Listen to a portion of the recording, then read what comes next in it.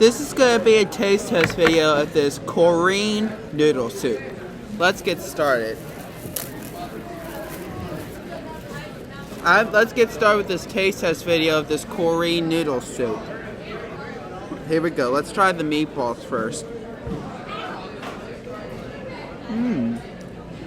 And broccoli. Also, we have the broccoli And the noodles. Oh God. I think that noodle and Korean noodle soup is pretty good and pretty spicy.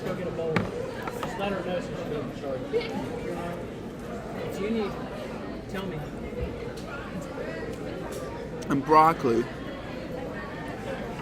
And meatball.